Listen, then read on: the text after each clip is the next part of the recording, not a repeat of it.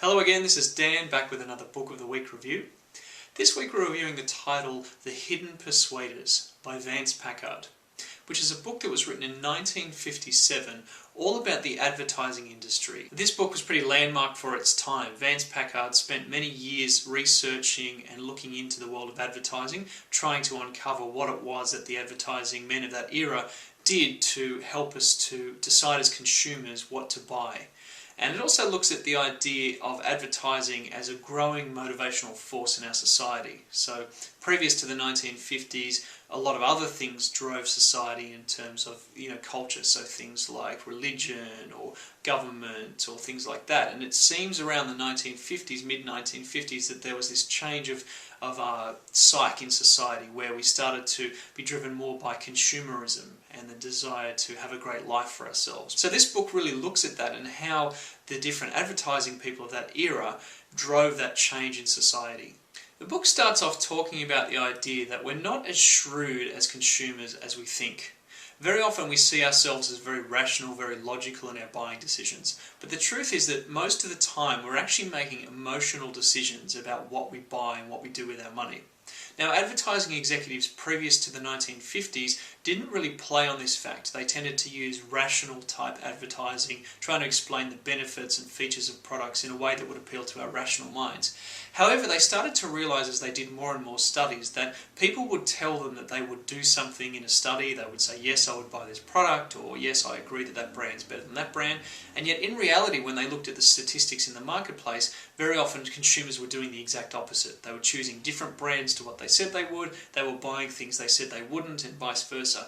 And so they started to look underneath the surface at the hidden motivations, the real reasons why people were buying. Now, this book goes into great depth about the different human emotions and how we're all driven by things such as fear, pride, guilt, envy, lust, all those different things that we pretend that don't drive us but really do under the surface. And there's a lot of detail here about the psychologists of the time, how they started to understand what people were doing and how they actually started to drive the advertising in a way that would actually trigger those emotions or allay fears or guilt feelings or things like that to actually enable us to feel more comfortable buying. It's pretty amazing when you start to get into it. You realize that there's a lot of things going under the surface, and it only takes a couple of words tweaking things here and there in advertising copy or a certain image to be used to actually change the way we resonate with something emotionally. Some of the more complicated needs that Vance talks about in the book are things like emotional security, something that humans crave a lot of, feeling confident, feeling like they have a high level of self-esteem. The reassurance of worth, so feeling like they're a worthy person in the eyes of others, their family, their society, that type of thing. Ego gratification, so actually rewarding them for who they are as a person and giving them what they want. A sense of power and control, very important, particularly for men they found, but also for women, the sense that they're controlling their own destiny and they're making choices that empower them.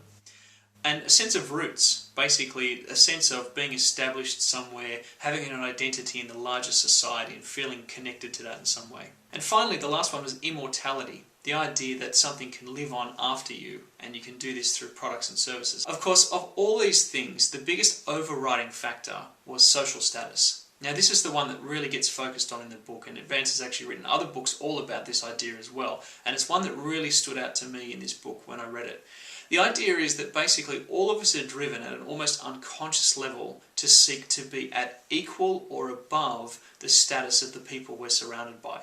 Now, none of us, of course, admit this. We tend to keep it covert, but it's a hidden motivation, and it's something that really drives most of our consumer decisions. We buy things or we don't buy things based on our assessment of how it will affect our social status. And there's a lot of evolutionary psychology books that have been written recently which really back up this theory. And this book, even though it was written a long time ago, seemed to pick up on this idea of social status seeking. And it's from here and this drive for status that we can see the beginning of the cycle of consumerism that came into society.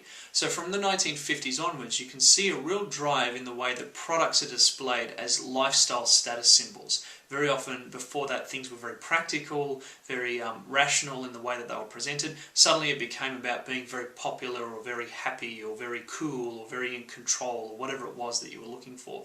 There's all these amazing changes, and if you look at advertising from that era, it tends to take on that real social status aspect. And the other thing that you'll see as well is that advertisers began to, rather than just try to fulfill needs of people, they actually started to unsatisfy them with what they have. So they would actually make them feel like the things that they have, the products or services that they're using right now, actually aren't satisfactory and they need something new. And it's here we can begin to see this cycle of consumerism starting to become part of the social consciousness. Obviously, before that time, there wasn't as much drive for people to have products and services that rose their status in society. But through the advertisers using hidden persuaders, the different things that we've talked about, they started to actually create that desire for more status through products and services that people bought. And it seems a little bit sinister the way it's done, but at the same time it did actually improve the quality of a lot of people's lives. So it's kind of one of those yin-yang things. You have to decide for yourself whether it was a good or bad thing.